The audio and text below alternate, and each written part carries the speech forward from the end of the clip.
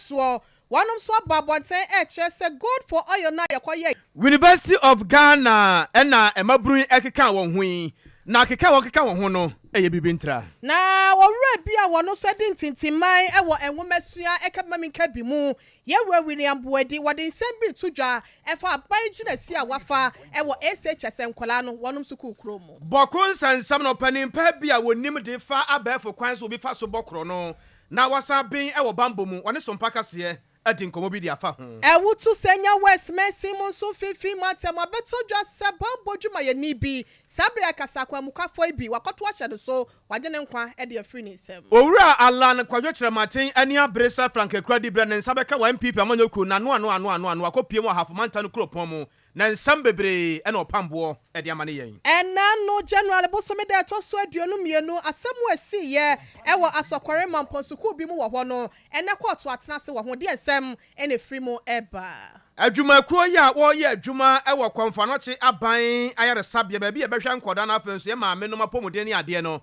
ye kyerese watu anamo bi akyerese mu nsam no akoye bebre ye de ye ni be kyerɛ mu wo eju sukropon ni mu kro ya ye fra no oda ho ade hye wo ho wono bosu dwena ede egu wonom na hye bedwani so de asem ena wonom so ehwehwɛ de afri ne ho kro bi wo ahafoano south east mansini mu ye fra ho dwene ho wo hene onase odi kro ho na ogusu ampofo twumasi wo kyerese ade bi di ka na asem bi ha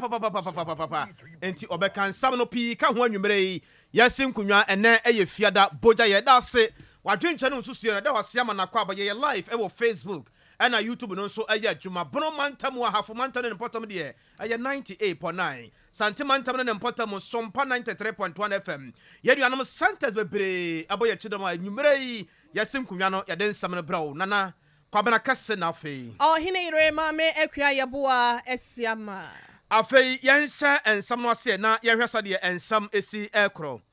First Deputy Governor ewo Bank of Ghana Maxwell Opoku Afriye wano na okopiem ewo Public Accounts Committee ya ewo marase betwamu ensam bebre ana wode tudwa na aban ewo nhyehyeye bi se wo man sika kokko ya ewo no wode bi kwa manone na wakofa efamgo de aba wo man mu sabai a wo ene me ya jaye kasa yi aja wo moto anasa wo car ya wo yiso no ubenya bi adi akum na akobadie atimi aboa pa Ghana fo bebre asusa fa ngo bo na yetenete basa no a sabe wontimi nto na watimi de akọ wone ya wode ye adwuma so kyerɛ sɛ wontimi nya adwuma sa de wo so ye no nti basa no na car owners no so no ha na omo ha adwene ade na ba no kyerɛ sɛ oh we de ye tie oil for gold no de ebeboa ma fa ngo bo no atumi aba fam na nti na bra na park meeting ekoso no ana opanimpa yi Maxwell Opoku Afriye ekopie mu ase na asɛm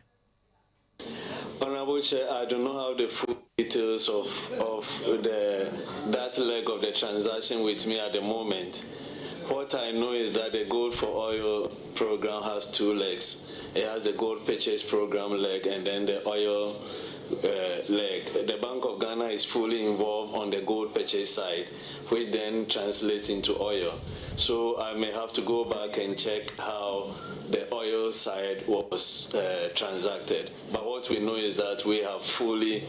paid and bought gold that is enough to support the oil transaction. What I can confidently share is the metric tons of gold bought by Bank of Ghana.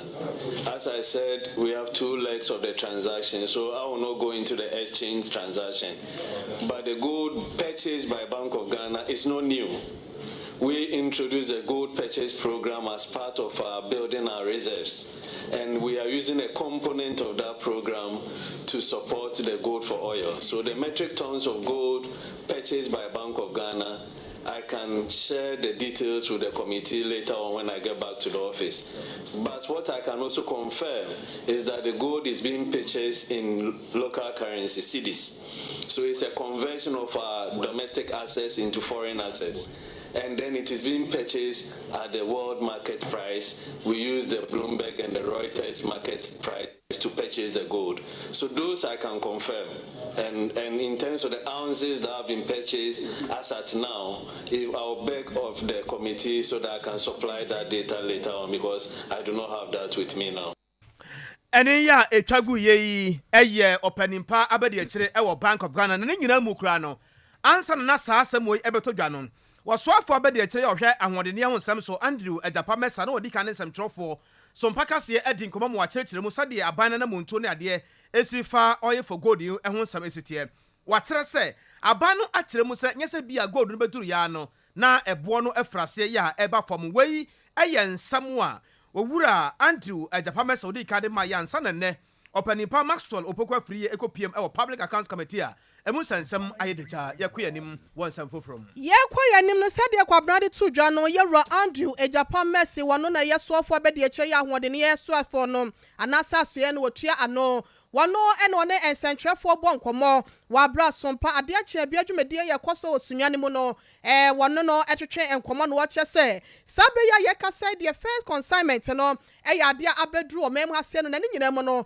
enya aban kwa na eba bete so mfaso wo hwa won mo ya filling stations ahodo tonto fengu ne nyina no wo benya emfaso pewa e de afiri ho na sede wo sikire ensemu fa na busua yenkwa homa no so na yenkonkotie bia competitors what dama how no policy we if your aboboama pressure or dollar do the no obobofom so that impact no and you sure they very much aware there yen petrol prices at no pumps price no is determined by two variables or the price of the product for international market no ni exchange rate or ikroma it is a to me bring stability be and you reduce rate of exchange rate depreciation now OMCs no and BDCs no want to move forward price what on petrol no $1 to 16 cedis. When the dollar is 11, Sunday we're pricing that way so that we know about market in that dollar and we do 15 and 16 now one back out. But say to me, you don't problem if you are now or you are sure that the Bank of Ghana more rate at every point be our then they will not be selling it at 16, maybe our bottom the 11 and at 12, so that the $4 differential itself becomes a saving for the Ghanaian consumer at the pump. It's an excellent one. Now you then go fully and especially in the and the politics now what the welcome Ghana for when you want to see be there sabi go to be baby or Ghana free and good banwaka fa the kajo laba na one there basa meanwhile though I mean now in the Ghana as a country yet to go to a half vampara and I can see any gold the young gold in nano yazama companies are what and royalties no taxes gold na nkasabi or your companies no wotin na wado ko okotan nti Ghana yenyi bi kufu donation share party 21 Vice President Baumia chi gold purchase program at the time na Ghana yen gold dey win 8 kilograms 8 kilograms so Bank of Ghana ye program gold purchase program and them you can say you 229,000 ounces of gold but no what do you go for your program no or your gold and for export regularly na ban us na mbrano na yankwan dey exercise right of first refusal zimbom no yen the Bank of Ghana will externalizing it and program. Ahwode ne yaso ye no so for be de kire ya wono etua no brekro na wode wani kire mu wo second D abato mpeso yaso a wono ene ye mra hye badwade de ma de hye ye omo potam ho wono monyafo Andrew Ejapa Mercy ene ekokotie no no yenko enkramantam no emu an adesuafo ye wo University of Ghana ene wode wo ho egu mountain so pa ne nyina kire sa aban no mu di agro bi asa agro no emanipa fon ekum nipa sunsun medum nipa jakora sa agro na aban na adwen se wono ombedie no ne nyina no ene sen se school fees no mutua no aban no di mpajamu aba ya ne ntumu no 40% no se aban enti 40% pa wo sade atumu pa enti se no wo pese ye dan wo de wa no de wo pese ye no wo de wa ka kire ye ne yenye efisa ne ma hadwen de ho da kra ye ntimi ntua sabio emu akwadidi kra mai ne sidi ne saka foforo gu maban oh debi in fact Mr. Aban sa wo yes awon ye ni ye ene asa agro enya sem kuma wo ya wate ho egu monten so a kire se o tese aban no samra biem sa 40% increment ne de aban no hwe na won samra biem yenkwa homa no so na yeni nkomo bi sesi a yene owura opon checheku general secretary de ma Nooks ena yene no edi nkomo yi opani Sompa FM so ne awurade asomdwe nka ho enkan so papa na wapom te sen nyame adom ye kwa ejiri se mo nsumo nyam ejana dom Ebenezer bebi odi abeduru ni eni asem bi aka nyame asebe mo ya kira no mo di aba wie ye we ro appointment kan papa try me tisi say what demonstration mo ye na mo di aba wie ye papa yo medals na me de nchia nso am watie fo nyina demonstration na bana wie ye na we nye demonstration a National Union of Ghana Students ɛna yɛde egu akwan mu sɛ ɛbɛba so na mmom wei ne yɛ yɛn suafoɔ no a wɔwɔ University of Ghana tuapɔn no mu ɛna wɔhyɛ sɛnea yɛn nso yɛano gu so a yɛne sukuu mu mpanimfoɔ ne aban ɛtoatoa sɛ ɛbɛyɛ na fees nsɛnsɛm a ɛfiti bɛyɛ bosome mmienu a ɛtwa mu mu yɛne asukuufoɔ mpanimfoɔ no akɔ ho no wɔn nso hyɛ a wɔn afa mu deɛ obɛtumi ayɛ de aboa ɛko a yɛgyina akono a yɛne sukuu mpanimfoɔ no ɛkono no ɛwom sɛ ɛnyɛ na yɛhyehyɛ anaa yɛde gu akwan deɛ na mmom ɛmu nsira bi anaa mu ntaakyie bi a ɛwɔ sɛ yɛnso yɛta wɔn akyi bi a yɛta wɔn akyi wɔ sɛneɛ ɛnɛ wɔsi fa yɛɛ no so. Nti ɔmo kyerɛ sɛ nkitahodie bɛn na ɛkɔɔ so ansa na ntomu yi ba na sɛ ɔmo ante ɔmo ya ne sɛ 40% increment yaba. Yo nti deɛ kyɛ ne sɛ ɔsɛ ntomu biara na ɛba university adesua so ɛyɛ fees and charges no yɛwɔ deɛ ɛfrɛ no Fees and Charges Act of Parliament a ɛkyerɛ sɛ ɛwɔ sɛ nka ntomu biara ɛbɛfiri school fees mu aba biara no ɛfiri parliament ɛna ɛba afei deɛ ɛbaeɛ no parliament kyerɛ sɛ sukuu biara nto fees mu by 15%. Nti wama percentage a woyɛ suapɔn na wopɛ sɛ wotu fees mu a wontumi nkɔntra na mmom yɛhwɛ University of Ghana in particular wɔn fees na ɔde aba no bebree ade a ɛnni saa 15% increment no so ɛno ɛna ama asuafoɔ a wɔwɔ sukuu no mu ɛne yɛn nso a yɛyɛ wɔn ano difoɔ no yɛakɔ so a sɛ yɛbɛbɔ ho dawuro ne ama amansan nyinaa hu sɛ University of Ghana kwan a wɔde asukuufoɔ nam so ɛwɔ ɛyɛ fees nsɛnsɛm mu no ɛnyɛ ade atwa yie na yɛn nso yɛbɔ nnwo so nti na ubisa sɛnea yɛyɛ ntomu ne baeɛ a na ɛno nso nkyerɛ mu no yɛse akora ne nkɔbɔ bɔɔlo ɛna wakɔbɔ ɛna ne nan mu afirikyie sesei no nti mo bɛyɛ den the way forward ɛne sɛn sesi adeɛ yɛn deɛ yɛaka sɛ ɛkwan biara a ɛnam mmara kwan so a yɛbɛtumi afa ɛde a make sure sɛ yɛn asuafoɔ no nso wɔmfiri school mu because of school fees no yɛn nso yɛbɛfa so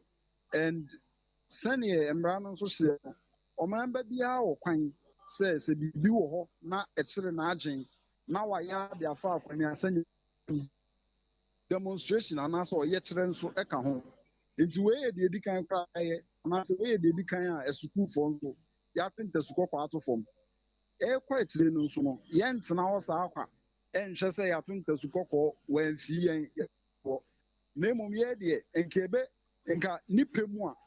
deɛ nka yɛbɛpɛ ne sɛ nka university ne bɛhyɛ ɔyɛ kyerɛ yi so na nka wahu sɛ yɛkyerɛ aba no ɛnkɔyɛ asɛm papa na nka watena wɔn to so ameki sure sɛ nka deɛ wɔ sɛ ɔde yie to no ɔde ato asomdwee nso aba yɛn campus so pɛpɛɛpɛ na adesua nso akɔ so sɛneɛ sɛneɛ ɛfata mpɛ sɛ afei ɛbɛbɛ na yɛfrɛ nooks panin wei anaa yɛfrɛ wei sɛ yɛma abodwura yɛ deɛ abodwo mu ne yɛde aba yɛbɔ mpaeɛ nso sɛ university no nso bɛhyia yɛn abodwo mu na deɛ wɔ sɛ ɔde to no ɔno nso de ato ama biribi ayɛ pɛpɛɛpɛ owura wɔpɔn yɛnhwɛ na ɛyɛ sɛn ɔha mu nkyekyɛmu no percentage wise na ɛyɛ sɛn na yɛsi wɔde bi aka ho a abɛdu 40% yi ɔsɛ university fees no yɛkyarge ne in colleges ɛne in courses nti na yɛana yɛni fixed rate sɛ university wei fee ne yɛ bi a cedis na mmom college biara wɔ fees to tua and mɛma example College of Science baabi a me ankasa meka sɛ mewie wɔ University of Ghana hɔ a College of Science as the time wɔmunya nto fees mu no na College of Science tua 1,688 for continuing students ɛyɛ wɔn a adeɛ ama na paafe baako a ɔrekɔ mmienu anaa mmiɛnsa ne nan soɔ this year 40% of an na abɛmama College of Science ɛtua 2,000 plus Ghana cedis as school fees na mira sɛ wohwɛ na ade a ɛno nko ara ne kwan a yɛbɛtumi afa so ma sɛbi ahiafoɔ mma ne wɔn a wɔwɔ bie mma yɛn ntɛm kwan a ɛwa no yɛbɛtumi atum kakra te sɛ ɔman no na sɛ yɛde taboɔ school fees taboɔ wei na ɛtoto so a na ɛnyɛ kwan a ɛtwa yie no no nti wei nom nyinaa ka ho na yɛn nso yɛfe yɛsɛ de akyɛ universities no wei nyɛ akopa university name. We are just College of Science, College of Humanities, College of sorry. No problem. Upon yɛhwɛ ne sɛ na yɛnwie nkɔmmɔ no nti mebusa sɛ wo nuanom a ɔmoyɛ wɔ yɛkyerɛ ne no ɔmo presente ɔmo petition kɔma school authorities na anaasɛ bia ɔmo ne kɔma hwan Minister of Education na hwan Me patron I na de school authorities no and biribi akyerɛ wo nuanom anaasɛ we the first of its kind we the big kind cry the petition akɔ we a followed action to a petition I say we need a reminder bi sa nyɛ sa we no this petition na odi kan de call na no say ye bi kan bɔ mu punum kokoko ya anti mu aye bi anti we oye kyerɛ a ɔyɛ de akyerɛ onani a enso ekwan a university management ɛfa so ne ɔmodi no okay owura pa nwum yɛnhwɛ deɛ free ɛnɛ ɛkɔ no nyame yɛ adoma next week besim no yɛnhwɛ deɛ ɛbɛkɔ so bibia ne yɛbɛsa ba wo nkyɛn bi ɛda asepa nwumre General Secretary Edema Nooks owura ɔpɔn kyekyeku na yɛte ne nkan yɛto asɛm no so de ama mo nanse yɛ na aseɛ yɛ wɔnom hwɛ nwomasua so mo de nsɛm bi bɛto dwa sɛ bɛyɛ yɛ nuanom ɔmo atwɛ BC nsɔhwɛ wɔpɛ sɛ wɔtoa so kɔntoa so sukuu no sɛ ne yɛ senior high school sɛ technical and vocational wɔnom nyinaa bɛfa ɛkwan a wɔbia nwomanim sɛ deɛ sitiɛ no wɔbɛtumi afa sukuu ɛbɛtumi aboa no so ɛne ɔmo akyɛm ABCD ɛne category no saa na wɔnom ayɛ no na saa na Ghana Education Service wɔnom ɛfa so yɛ a wɔnom de nkwadaa no ɛwurawura ɛyɛ ntoa so sukuu ne mu na asɛm wɛsɛ ɛna ɛnam soɔ panyin kwankyerɛfoɔ yɛ wɔno ɛda Educate Africa Institute ano yɛwura William Boadi wakyerɛ sɛ saa hyehyɛ yɛ mpanyinfoɔ de aba no wɔne wɔn yɛ adwen baabi a ɛnyɛ yie yes, yeah, this is be about say in can pepe yes, scrap it category A, B, C, D, and thereabout, in free. Nanka, you're making all our schools standard. Enti Prempe, St. Augustine, Pesco, and Peters, any other schools are for some category A, no. Yakawa, the ama category A, Nina, say, all the facilities, teaching and learning materials, Omubi. Yenya womu, Nanka Yanko schools no munibino. They provide this Hanyamano. Yanibra was not. School be organ be a secondary school primary JHS biana e wa kan die bia enti e boama de kire na disua e koso nti agbofa ne kotron so we a otwa ne pepepe enti so to aso a enya afa no beka se meko A school meko B school no school na be ohia na bibi bia bi ho de won kran no ebi enzo okuma se ebi oti abodom dodoro aso mi kro mu nkwachen enti akoba ne sa mi odisua ne me mpese beka se me kon kran akọ han dan because me ko category A school awofo no so e ha no ho enti I think that yes scrapping that category A B C D no nanka we develop all schools in the double ma bribery and corruption e ko so you schools no Republica. Wey eye adwenche ya owura William Boadi wano ya panyin kwankyerɛfoɔ ya Educate Africa Institute wotua no no wɔkyɛ sɛ aban na ya saa de asɛ de ɔmamu no si kɔ enkranko na sɛ bia so sɛ bia ku ya de sample tudwuma akɔgu ya kuma se ne pɔtam ahodoɔ sɛ mantam ahodoɔ no ebi nhyɛ dan kɔ ho aban ne sɛ afɛ de wɔtoɔ na ma wɔ saa kwan no so no sɛ yɛ dane de kɔ nwomasua mu a ɛnya ade aneɛma ebetimi akɔ nkan ama yɛ ni agye ho afei yɛnkɔ atifi apoyɛ mantam no mu bɔko ana yɛkɔ yi na deɛ wɔ mu ni yɛde ka kyerɛkyerɛ mu de akyerɛ mo sɛ na wɔtwe mu tututu akɔ so ma de hyɛ bi kura fa mu ati na nanom wɔn sɛ do akɔyɛ pinso ɛwɔ atifi apoyɛ mantam no emu na amanfo afrase yɛ wɔtrɛntrɛn sa kyerɛ sɛ yɛkan sɛ ahensɛm a na de saa de wo bɛba ebie mu nso amanyɔsɛm nwurawura mu ɛna de saa nneɛma wɔ nyinaa bɛba na ka ho bi ama wɔn a wɔnim de ɛwɔ bambɔ mu na afei so amanyɔsɛm mu ɛne ntawantawa mpempiri yɛde ta sɔre wɔ amanyɔsɛm mu ne adeɛ saa no ɔpani baako ne nsɛmtwerɛfoɔ ɛte nkɔmɔ no onim de wɔ bambɔ mu ɛna afei so kwan yɛfa so a yɛbɔ korɔ no nam abɛɛfa tentafidie no soɔ ɛyɛ Richard Kumado ɔno no ne nsɛmtwerɛfoɔ ɛde nkɔmɔ no sɛ ɔno de odi ka kata n'ani no wɔte hu dedaada We show the training of military officers, any psychology, any security operations, Yeah, and you see military officers for civil and public safety guarantees to achieve public safety guarantees. Now, say public safety, and I say first hand of court, and your military for your police for. And yes, I mistake in say the military for first line, the pressure of work and the nature of their training, but more much to say the way I echo. Number two, and besides, say as a nation, military for a call Boko, no more. And for how long have they been at Boko? What are the progress report on their operations at Boko? Mifi said the state have not acted properly, and our security managers have also not acted properly. And net Boko Abaye abatross on the neck of Ghana. Now say the soldiers who call and Kranza, then say the soldiers call Gra, then see the soldiers call all places, then see. When him say even in the UN chapter, one country can be fighting among the other. The soldiers call for peacekeeping. There was strict operational procedures, and every soldier that breaches the rule is held accountable. No, we are not getting it right. And see, there's a miscommunication somewhere. Say Boko Ababeye crime scene, and Boko Ababeye a very treacherous place against the state. And I hear the soldiers who call Yankan, but this will be a Juma number. And the state Nankasa, what are we doing in Boko? Soldiers na hear the call on what is the security risk assessment? Maybe if say review almost security operations management authorities. Then bisa some of the security risk assessment questions are Boko and what has been the solutions we provide. Yet Nyama 3 way resolve Boko issues as quickly as possible. And then from beginning, yes, Boko chieftaincy issue. Number 2, Otutona Okum Nepa. It has nothing to do with traditional issue, a pure criminal issue. Yet to me, cancer be to do of Mansia Communipa. Now, you see, mention for the country of some years. No way. It is not done. And see, once you don't punish people, crime will continue to go up. Now, a soldiers need to a civilians need to start on a 2 year, a very criminal offense, particularly when you kill somebody. And see, whether it's the soldiers or the civilians, let's find out what happened and let's begin to take action. So arrest them, get them arrested because they are culprits or they are accomplices in the killings at Boko.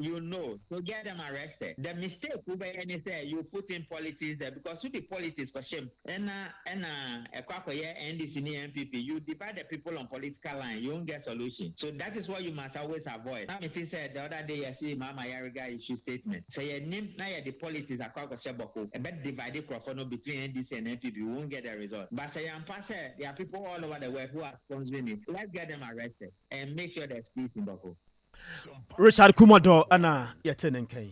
Trasam daka ewo Timothy ngume di nkan etinsia chemu do no ese na bone nyina hini ni sikapa ebinum di akire yira kwan na wode yaw pi ewo won ho na wo hwe enega na hasenum sade niam esi kwana wobi wo ho no wote wo sikane ne ho dwete bi ne ho obehu anu wote wodin de nsesum na no na wo fa plan bi nko a ye no eya adwen bone kwan so no wo pese wo fa sebe ya wo no so betimi enya ne ho na ebiaka afoforo bi no mode akwakwagye ne monyam hunu na asem we sei wode wani kiremu ewo eye efifi matemu a ewutu kwei eno ewo ewutu senya west mesimo ewo ho na abetodwa se baabi a wonom epa yabo site bi bambo adwumayefo ye wo ho no am Roberts akwamukafo bo sase kan ene etuo e de akogina wonom so ewi akire no wopanyi baako ye bambo dwumayeni wonom abonituo na wono ankasa ne dwumayeni baako ya wono so e bambo ni yewra Alexander Thompson wode ensen mu nkyeremu e de masompa kase sei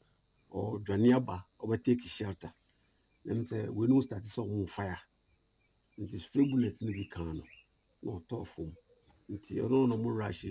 na obeje two security man so gina aha mo so hu the way no mo fire no mo so mo dwane kwase ho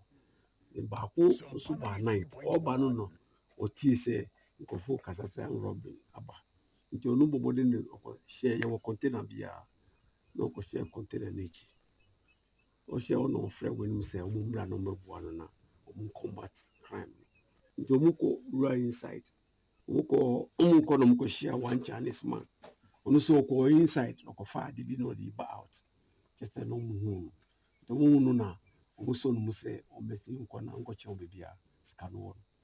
no ka che o say no Nikki nti o mo force na o be bie cashier room na o mo start say omu bie nyema mu adaka na mu na adi ofa yo de tu na omu fa ska 2500 and this case the phone so omu try say omu no exchange guns warning shots omu start it omu fire the sun on the reefs Abrantia wanya mfinhyia no aduasa ya friend se Kofi Diaka ya sabre wada ya sabia ewo Korebu Teaching Hospital eje ayarehwe wabra amro sebe wono kwoto hye ne so ewo housing Stone Quarry site ya no wo awutu kwei no emu ensem no no akasa ne nua woye bambo adwuma ni Alexander Thompson wode emu nkyeremu ba Sompa kase afa yankwa hafo mantam no kropon ye gyiramo ewo goso Kennedy sadiye enano pa mudi kan etentensam no eba ye na kyerɛ sɛ wodu ani kyerɛm wɔ ahafomantam kropon mu a owura Alan Kwadwo kyerɛmaten okopie mu ɛwɔ hɔnom na ne nyina no ɛyɛ aprobon kakran hwɛ sadiye gya manfo betumi ehun no na ne nsam so ɔde ama ɔmanfo na bere okopie mu ɛwɔ ahafomantam kropon no abusanfo ya mudi akyi anwumre wa abɛfo tentafidie no so no enya samketo akora ɛwɔ na nakwasi bosompra na himfie wo ahafo goso na ebra okopie mu wo honom no akyɛ sɛ aso nyinaa ɛpɛnsɛm atie na ani nyinaa nso ɛhwɛ ade ensɛm pii ɛna ebra yewura Alan Kwadwo kyerɛmate kopie mu wo hono goso mahene ɛne ne kan yɛ nti MPP madehye wa ha mo kan sɛ delegate fo ɔmo ayeto aba sɛ de ɔkan no ɔmo nhwɛ baabi a beduru biara ebia na amafo ya yɛwo ɔmo obi a 2020 ya na bia no ɔmo niwa oye obia niu ana onye so obia niu se wa jiudin kwa ba bia do betu biara no oye ro ho abo adwuma na nso so ne nyina achi no na asafo a ye di bie Bank of Ghana pono no nyo na ne kura wo ana de wo pesa wo ye no wontumi nye se de wa wo pe se de wo ye bia mra de da ho ana wo wie nyina so a akwa wi aso e kase nti se wo se Kwadwo na akone ase ye mfaade na betuma ye nti ade bi wo ho a ohu se ewo mu anka betuma ye na so nam se wonya nya ki kase no nkura ye no ntumi nya de wo pe planting for food go so me be lanche na no na do ba me ka kire ni se me ka se na me nkwara abrem 1974 Ghana goes all right go so me be lanche na mo P4 Amen. My bokola temenana, ekura fa temenana nanim. Nsu yensesa go your right, yensesa na da. Fisi e belanche na ogoswa. Timi ka kire na do say planting for food. Obonsam pro. Baby a belanche no. Emu be ye dendie. Na nso so edin no empopa da. Ntime srew.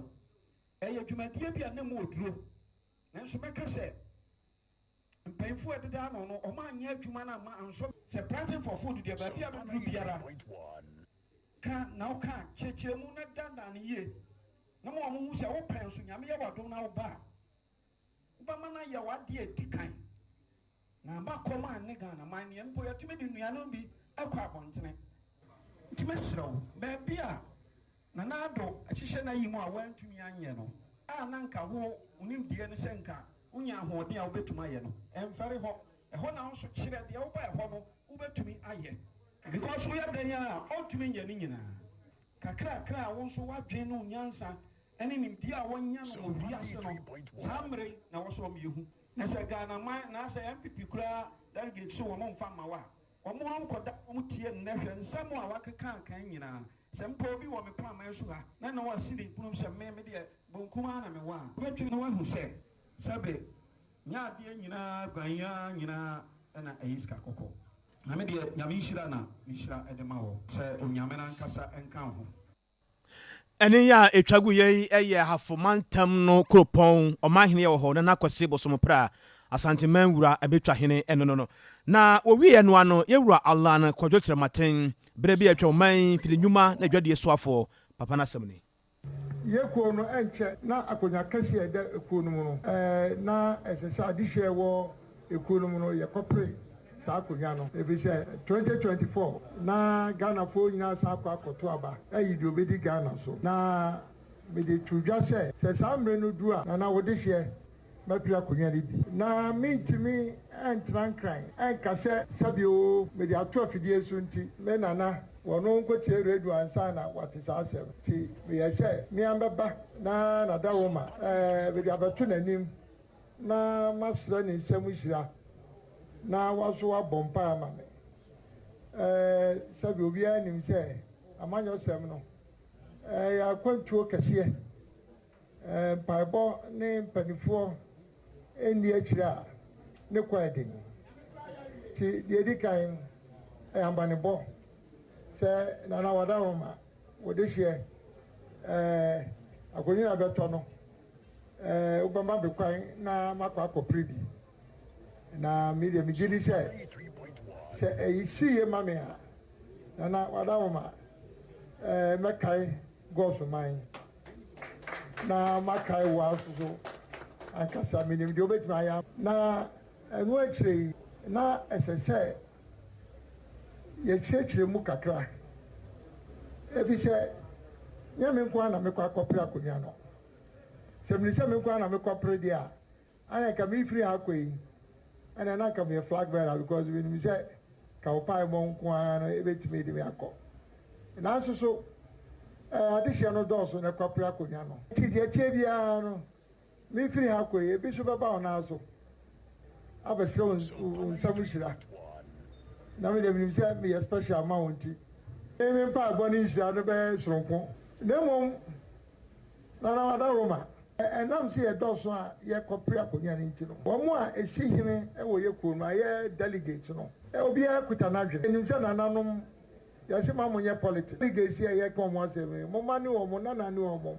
mo ɔfa ase ne wɔ mo ɛno nti mokasa kyerɛ mo a wɔn mo tie si a mekasa yi koraa bebree abɛgya me kwan wɔ ha sɛ yi na ɔba yi menim mmerɛ no so a na ɔkɔto aba me na ɔto ama me anaasɛ wɔto ama ɔde hye fofo ɛno nti nana wadaroma mɛsrɛ wo wo ne wo mpanimfoɔ na monka nsa nkyerɛ mo mma yi mo nananom delegates yi sɛ aba a yɛkɔ akɔto ayi deɛ ɔbɛdi yɛ kuo no mu sabe boni bɛka sɛ it is one of the most important elections in the history of our party. ɛne yɛ a ɛtwa gu yɛ ɛyɛ yɛwura alan kwadwo kyerɛ maten na yɛbu nkɔmpɔ ɛde akɔ yɛkyi kakra January bosome da yɛ anɛtɔ so aduonu mmienu afeyɛ mu ɛne bɛtɔ odwa sa wode wani kyerɛ mu wɔ asɔkɔre ma mpɔmpɔtam hɔ a ɛyɛ efigyaase asɔkɔre ɛhɔ ɛna ɛbɛtɔ odwa sɛ ɛyɛ asante krɔbea TVET school yɛ no ɛwɔ hɔ no nkwadaa no ɛte wɔn ho ɛde agu ɛyɛ school mu hɔ ne nyinaa ne sɛ wɔse wɔn bo afunti demonstration wɔyɛ ɛkɔwie akyerɛ japadeɛ mpempem ɛna wɔnom ɛtumi ɛsɛn no ɛno ka ho bi ɛma bambɔ agyina tukuo yɛ no wɔ asante mantam ase nom wɔnom ɛsi agyinayɛ bi sɛ animanimu na no wɔnom ɛnto school mu yɛ wɔ pa bɛnum abɛdwakuo bi so sɛ wɔnyɛ hwehwɛmu deɛ nam so nti a ɛma saa basabasa yɛi ɛma ne homene so na asɛm ne nyinaa mu no kɔɔto atena so ama ɛnnɛ asuafoɔ makomako aduanan mmiɛnsa 43 yɛde wɔn kɔpie mu asɔkɔre mapɔ district court yɛ no ɛwɔ hɔ na sɛdeɛ nsɛm ne si kɔɔyɛ ɛne deɛ kɔwie yɛ nyinaa no yɛkɔ ahoma no so yɛ nua bɛma David ata asirifi wɔwɔ hɔ no ɔfa emu nkyerɛmu ɛma yɛn David wote yɛn ka yɛ mo adwo ɛba Sompa kaseɛ so na anwummere so anwummere wadaroma wapɔm te sɛn nyame adom ho yɛ nam sɛ nyame ekurakura yɛn mu yɛn ho yɛ paa na bɔ yɛn nkyerɛmu ɛnɛ kɔɔto sɛn ɛna asɛm ne fra aseɛ sɛn ɛna esi kɔwie yɛ yo ame fa kɔ yɛn ka me sɛ atiefoɔ a ɔmagye brɛ ɛtie yɛn anwummere na ɛyɛ ɛda January yɛ 22nd ɛna schoolfoɔ wɔkɔɔ bi ha technical vocational institute ɛte atua na atenaeɛ no mu no ɔmo nam so sɛe school agyapadeɛ ɛma polisi ɔmo homɔden ɛnya nkwadaa no agyinasan nkono ɛkye ɔmo a ɔmo kɔ mu a ɔmo de ɛtwam ɔmo de ɔmo ɛtwe nsɛm no mu na ɛno nam so ma ne bena da so ɔmo de ɔmo kɔpie port na ɔmo kɔpie port mu no ɛna tani ɔtena agya mu his worship of Wabe Kwanza. Ɛtena agya mu sɛ yɛmfa nkwadaa no kɔsie na nyame adom a ɛyɛ second nda na ɔma bɛpie mu ɛwɔ court na ne nyinaa mu na nkwadaa no lawyers ɛgyina mu sɛ ɔmo bail ama nkwadaa no ɛyɛ ɔmo first appearance mu na agya ɔtena agya mu worship of Wabe sɛ bill no open no premature. And I was saying for another 2 years. And then I'm smiling for another 2 years. Now about and January for court, no. A bill na one landlord. Every day I'm home and I'm most straight at the moment. And I'm so my what some of what been fantastic. I'm a man bill. Now I'm not calling the bill. Now I'm only 43. And you will say, and Colano, it's not 39. And the uncle of every one way, what to say, the Ananda. I'm pleased for it to say. And some money is more and so much. With the minister, Bravo, Simon, or Simon, the cafe. Or no, the old says, 24 hours for no, you know. Almost for my police for. Now, I know I'm so much to say. So I'm out for my police for a police for a wanted list. Now I'm sure my video would be a so much senior prefect, no. I didn't any of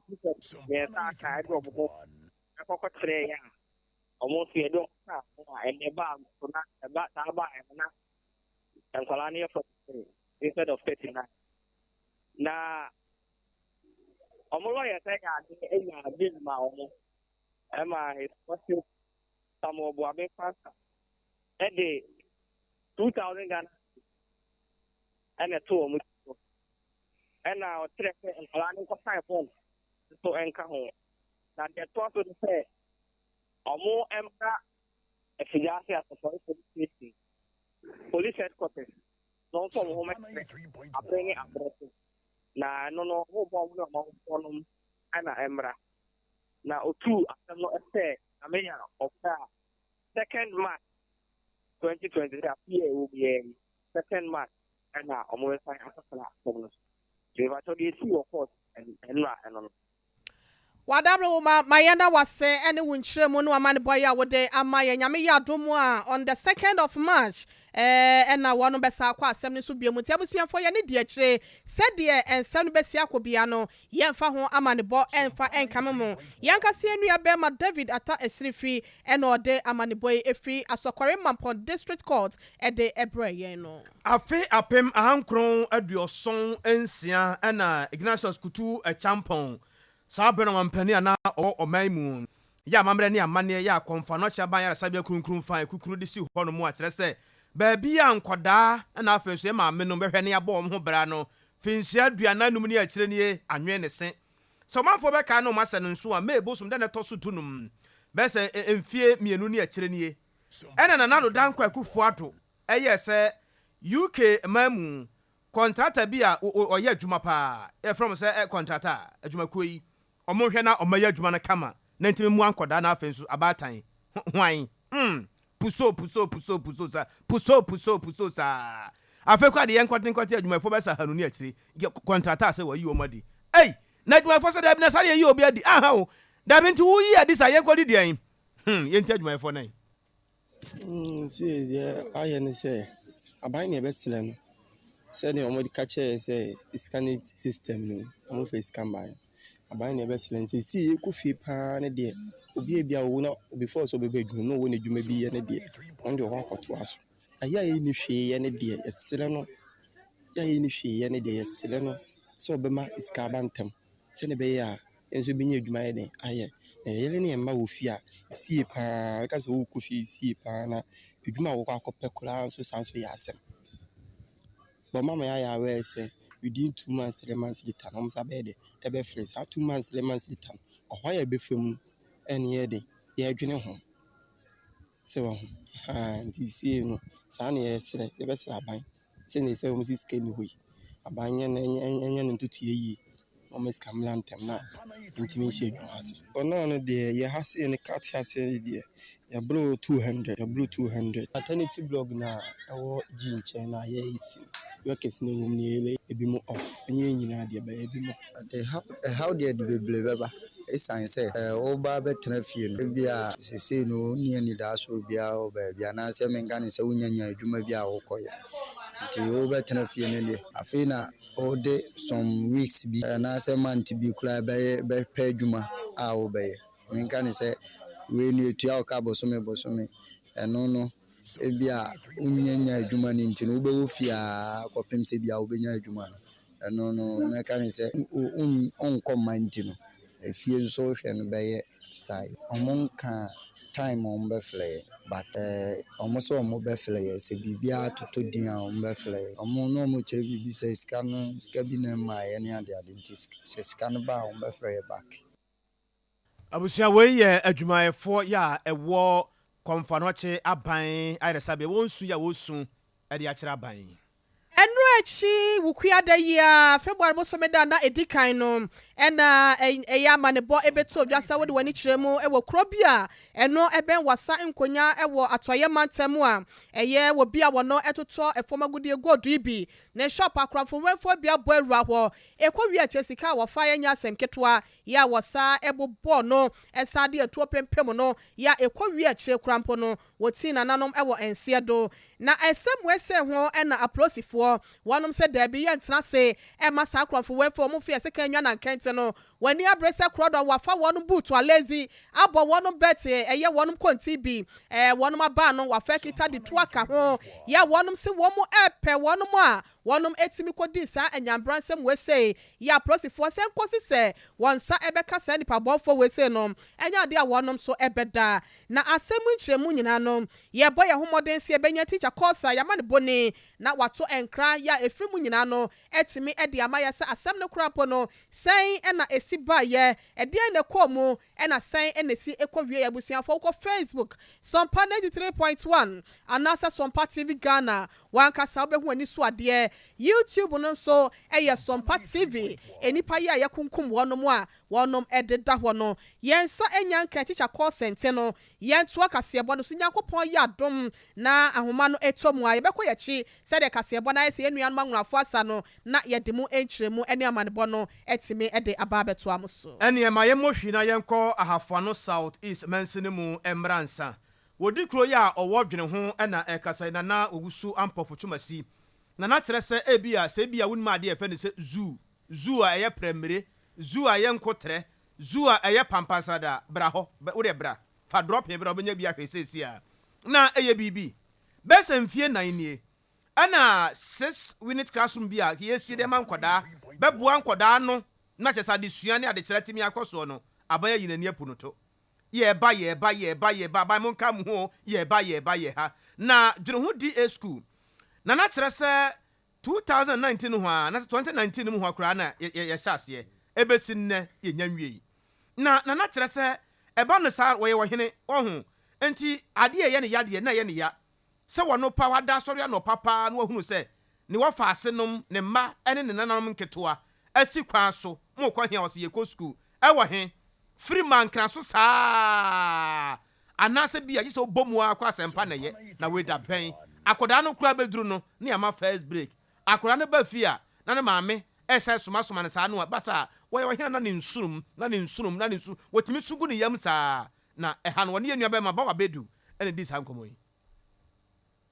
ɔbaa mmerɛ kyɛw n'anim maame ka kyerɛ no sɛ wohwɛ patamu a ndwene ho ayɛ kɛse sene nkuro no bebree nkɔla yɛ sam a ɔmo nyɛ nipa ketewa nti nkɔmmoa na nka skul no deɛ pagya nsuo sɛdeɛ ɛbɛyɛ a ɛbɛsave nkora no life meka no sɛ nkora no fafo mfiria no kɔ asɛmpa no yɛwɔ haw bebree ebi ne sɛ ɛm sɛ mɛgya rose nwan cars no ɛkɔ a obiara speed akɔla a wɔnom nyansa ɛkyena bɛhu no a car na akɔyɛ biribi hɔ nti skul no haw no deɛ ɛha yɛn na yɛntumi mfiti prɛko pɛ sɛ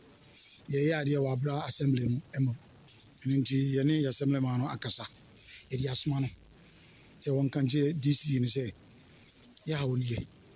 skul no nkɔmu ɛma complete ma yɛ so mo fin sɛ ebia wɔn ntumi nyɛ deɛ aduro no wɔn ahoɔden asa na ebia wɔn bɛgya ama nananom a ɛno nso wɔn yɛaso nte ebɛsi sɛ abere yɛnya anoyie biara nti yɛhwɛ sɛ assembly ma no yɛbɛsa asoma no ne mpire no ne ne mpire nsa soɔ na yɛatem asɛm sɛ nka yɛbɛnya koraa na nka bi a ɔno nkɔmu nya ama yɛ Kenya yɛne yɛ kurom kame ne me kurom a yɛbɛbɔ afɔdeɛ na nka yɛpia skul no ɛsiane sɛ yɛne yɛtea ebia assembly yɛka ne sɛ dc ɔni yɛ bi nti ɛnyɛ ne haw yɛnso yɛnim kyekyere nipa ɛwɔ yɛka ne sɛ sukuu kwan so yɛsiesie nipa sukuu kwan so sɛ nipa no ɛtie ɛna akurase ne baabi a deɛ yɛkyerɛ no kuma sɛ ɛna wabi ne yɛkyerɛ no wɔ ha yɛhyɛ nkora nsɛ dɛ ɛbɛyɛ adaakye ɔmu nyɛmɔ na dwene ho nso yɛbɛtumi anya nipa titiriw afiri ha wohwɛ asɛmpa no yɛ a yɛne a yɛwura ɔsɛasi bi sɛ hɔ no ɔbaa sukuu wama yɛ meyɔ ɛwɔ kuma se asɛmpa no yɛ no ɔkɔɔ sukuu ofii sɛ the foundation na nyɛ a kɔdwum kuro university nti yɛbɛserɛ sɛ akurase ne baabi a yɛbɛserɛ dc sɛ yɛserɛ no ɔmu yɛnhunu deɛ nti yɛ sukuu no aka hɔ sɛ nananom yɛfa ho adwene a yɛfa ho adwene yɛntumi mfiti prɛko pɛ nkɔyɛ adeɛ wɔabrɛ a ɛnsɛ sɛ ɔbam aban na ahyɛ aseɛ ɛnyɛ nananom mebaɛ na ebia ɔyɛ na ɔdi adeɛ na ɛhyɛ aseɛ a nka menkɔ no hɔ nka bɛyɛ masɛdeɛ sɛ wɔ sɛ metoa so nti ɔno aba no sɛ dc gya yɛyi ne hɔ no wɔbɛto sɛ biribi sɛ ɛwɔ hɔ a yɛnim mp office ɔne yɛni no odi kuro ya ɔwɔ dwene ho a yɛka ho asɛm no ɛwɔ ahafoano south east mansini mu ɛyɛ nana owusu ampɔfo twumasi na ansa na yɛba bɛkɔ dwene ho no yɛbɔ mamaneɛ sɛ wasankonya ɛpɔtɛm watɔyɛ matɛm ɛyɛ shop bi a wɔnom di egodo ho adwadie akorɔfo wɛfo bi akɔto ahyɛ wɔnom so nipa mmiɛnsa wabɔbɔ wɔn atuo tikya kɔɔsa afei de nyame ayɛ adom ama na homa no atoatoa atɔ mu nti no yɛnkɔ ne so na yɛmisa ne sɛnsɛm no sɛn ɛna ɛsitie tikya woteme nka yɛ mu adwoba so mpa kaseɛ so na anwummere Yo, mini aba majo so na mo te say. Tikya nyame adom na so Oh, yes, I don't. Me so me ti asepa. Ye da obo ade ase na boye nkyeremu a yesi aplosifo e wato ye matamo wonum ani abrese krodom e de apoti na si ye ntia nam so ama wonum nyina etimi abonyanya sei. Yo mini aba me da wase se etiefo a mo etie Sompa FM a ebeka ye a endra na ye de tudwa se akonfowafo a wo mo dodo be enum enum ya Womo ekita AK-47 aso rifle na pistols ebetie mu ewukura ede wasa enjunchina no eben eye wasa enkonya ewo wasa ekropa na se amafisi mensini ewo atamantimu na yekoba na ne se ore ya dedi ade Emmanuel dodo na no ebon ba ne se red oye go buyer aje say amanfo to good ni ade na so mo de good eba na wato na ono so ato na okojisika na anopa beye no nsia empe mu no ne good ekotakwa ekoton ye na say na okwakoton good ni na no na dipe bia na say papa ni fui e di intended ne chika krakra kupe otakwa kosi say oje diskewi a order no ho esan so eba eye wasa entwintwena obedu ntwintwena na abono nsia empa mu na bra owura eye ne office wo no eni sima na owura bi nso oba beto ne good edi amano no ono nso ebewura wo so beto good edi amano prakopedi owu ani se enipa makomako ensia bi abebwura eye ne shop ho a ekita Ethiopia AK-47 ene pesos anase to sini ebejan so se sika bi ono ho bia ne good bi ono bia no onfe maom na omunko eno no ekofa pinche kakra ebo ne sa akrofo entem nam se ma womo ehyaase etutu Ethiopia gu wiem a womo etrete no se be ya ometumi agiske na no mu no na ekowie se akrofo efo etumi tutio ede ball eye go by na the driver oka ho ene ye nipa no so akoto go di ama no ono so womo egbo ni tio ede eka ho aje se enipa miensa na me no ka se womo tu etio ede ebom na nipa miense na sabre do mu akokoshe wasa ekopon abaya asabia emukra bia womo ohye motre na prosifo any ablese kodom a Western Regional Police Commander any the team e bin so efi Accra takwa a umu na babetim ewo wasa entwenchena ho a womaji kro na boss what say ya mountain barrels more than 17 a ewo ekwan so a ene ka bi etwo bia no o say ye bomb search na no pen kodu on me bomodi akọ owura baako a ne din ade kwakwata de bra na eye hamobes no ehye ase so mtututuo no ono so ebomodi akọ ye se nka okoke bi ede aboa se be ya wo meja ye go by ano nanso omo tutu tiri me na so abranti ono so e ka ho bia me no ka say wawu etutu asan e koka eye sprinter Mercedes Benz bia eno so de pass e safe book so a e ba be sen aba be twoma kwesi obo asan se kuma se no etu bi e ka e passenger fo ni bi o ka mo a me no ka say wo say prior ye do makogu e asabia nti sa bre me no ka say de a police for aba be je wasan hwehwe na kuro aboso se de nam so nti asa akofo wenfo e ba be di yewu ente se na omo adwane de ko no wo de ato Ghana for do bi e nim se obi bi obete sa akofo pupue bia no wonyi a police for asese na yenko enkonko chi wo mo a akọ SMP a sabre de wasan hwehwe no se eho enwe ya police gu a wo mo ehwe ebokro no ba me ne aba. Teacher me na senefo ani di nsem na chi pane akura na befra to wo ho adaroma emfa nka me ne etiefo why Yo me ne aba me da masepa abusuafo teacher call say beda na se papa me ho adwu me ho awose ye se eche yi mo brodo ntwa enya asem ketwa na wasan twentwena na rehusem yakosi nipa miensa nkofo bi papa no mo nua mema wono ma ene yasesa wono magugu so sebi samuel yatato ne nyina ne se wono mekodidwa ama akronfo wefo makoma konsia wakoto ahye won so edu akire no wono etimi age won krade afri won se ko Facebook Sompa 93.1 asa Sompa TV Ghana anasa Sompa TV ewo YouTube ne kwakwahwa arehosem abusuafo esi onyankopon fa wono nyina ekran se abusua nyina so ye ma wono hyeden ene dark na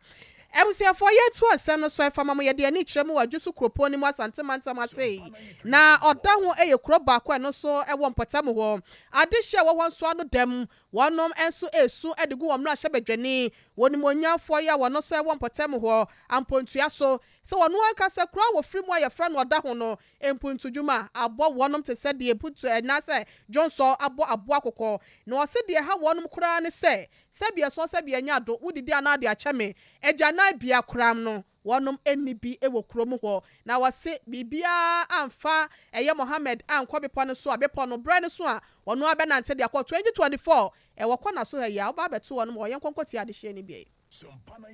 I see the very bad pa sama yeble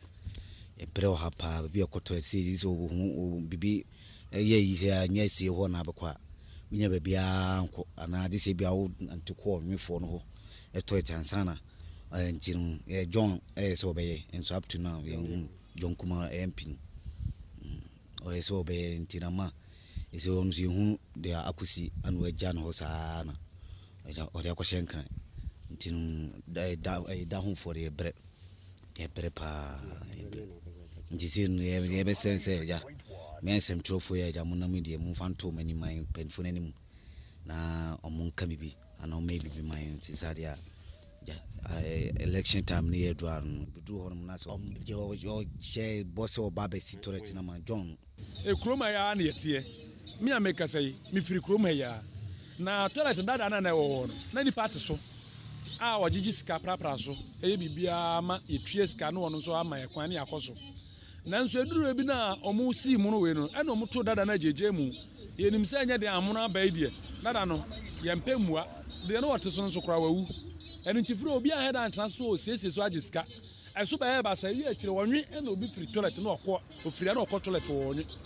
ofiri na okọ toilet wonwe akire wonwe dia na ben ye wa no na enu nso kra so asase esuo sese mi no kasa kwa asofo ya ye esie ni mpon abena asofo kra de do ko hu kama o de eye toilet ama manfo okọ toilet na basa wa awe potem ho kanka ye ti new site no ekwan ho na mu nyina ye toilet amanfo be kokọ agu ho na mamefo se enkwala so ntimi hu toilet ya mo akyekere ne bola wona nkwana so nyina na ada ne bola nkwa mo kyekere na mo du bia no mo ato ho no tie bete mo de bola ane ayi toilet na ye ha opa ebusuafo da ho adehye ni bi ena yete wonom enka no wonom kyerese ye rajon ampontua kuma eye panyipa ya wonom la hyebadwomogina mu edema adehye wo empotam adwoso mpotam ho no wahye wonom bodadada woni suntene se wanye agya na bia no amfa amma wonom a wonhwe ehu se nyame yadoma 2024 enya ade a wonom nyina so enema bekoye de ama wonom beto aba no ɛde ɛtia wɔn mabusiafo yɛnhwɛ sɛ yɛbɛtumi ɛde mo adwenkyerɛ no yɛ a mode aba ɛwɔ Facebook Sompa 93.1 anaasɛ Sompa TV Ghana no ɛde abrama kwabena onsaka ɛka wadaroma yɛnyɛ na mizo no ɛwɔ adwamai so ɛne 5G yɛkamfo de ama mizo no ɛyɛ nneɛma ahodoɔ pii ɛna wɔnom ɛsum ɛde agum saa so ɛna 5G no so saa na ɛteɛ guarana grapes fruit ginseng green tea ɛkyɛ sɛ apɔmuden ankasa ɛna wɔnom 5G no ɛde ɛma wɔn na ɛma wɔhoɔden sɛ bɛyɛ a wɔn so no wobɛgyina wɔn na so mɛ so yi amama bia efiri entinen no mu no so emogya no etimi di efurusane ɛkɔba ntɛntɛm so yadeɛ bia entimi ɛmɛtake ntene bɔ mɔden na 5G ma wɔn sa ɛnka bi san so na mizo no so no wonya bi ma ɛnkwada na ebetimi aboɔ mo papaapa ye nya wɔnom ko adwumadie bia wodi sɛ yɛ ayɛfra bɛdintoɔ anaasɛ ɛyiyɔ party ahodoɔ yɛ kɔsoɔ ne nyinaa mesrɛ mo ne nyinaa da ɛyɛ mizo ɛna yɛ kanfo de ama wɔ yɛ wɔ mango nko adeɛ wɔ hɔ ɛna yɛde ɛyɛ fruit ahodoɔ ne nyinaa so afra deɛ ɛnso ɛwɔ hɔ ɛyɛ Som Pablo san mu asoma